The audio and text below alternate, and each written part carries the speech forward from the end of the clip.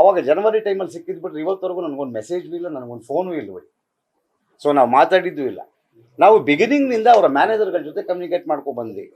ಅವರ ಮ್ಯಾನೇಜರ್ಗಳು ಈಗ ಏನು ಹೇಳ್ತಾ ಇದ್ದಾರೆ, ಈಗ ನಮ್ಗೆ ಸಿಗ್ತಾ ಇಲ್ಲ, ಬ್ಯುಸಿ ಇದ್ದಾರೆ. ನಾನು ಕನ್ನಡದಲ್ಲಿ ಸರಿಸುಮಾರು 150 ಸಿನಿಮಾ ಆ್ಯಕ್ಟ್ ಮಾಡಿದ್ದೀನಿ. ವಿಷ್ಣುವರ್ಧನ್ ಸರ್ ಇದ್ದ ಹಿಡಿದು ವಿನೋದ್ ಪ್ರಭಾಕರ್ ಅವ್ರಿಗೂ ಆ್ಯಕ್ಟ್ ಮಾಡಿದ್ದೀನಿ. ನಾವು 2 ಕಾಲ್ ಶೀಟಲ್ಲಿ ಆ್ಯಕ್ಟ್ ಮಾಡಿದ್ವಿ. ಒಂದು ಸಿನಿಮಾ ಪ್ರಮೋಷನ್ಗೆ ಹೋಗೋಕ್ಕಾಗದಷ್ಟು ಬ್ಯುಸಿ ನಾವು ಯಾರೂ ನೋಡಿಲ್ಲ.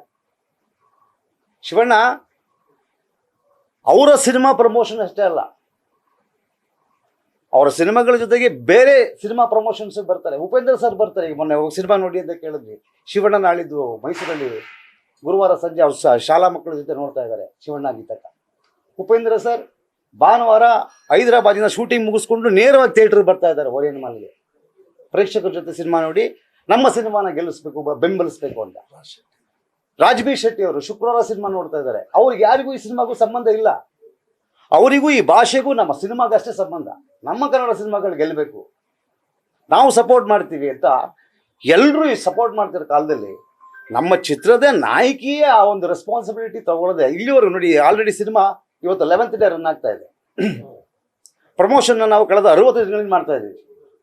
60 ದಿನದಿಂದ ಈಗ 11 ಈಗ ರನ್ ಆಗಿರೋದು 11 ದಿನ ನೋಡೋದು. 71 ದಿನದಲ್ಲಿ ಒಂದಿನ ಫ್ರೀ ಇರಲಿಲ್ವ ನೀವು?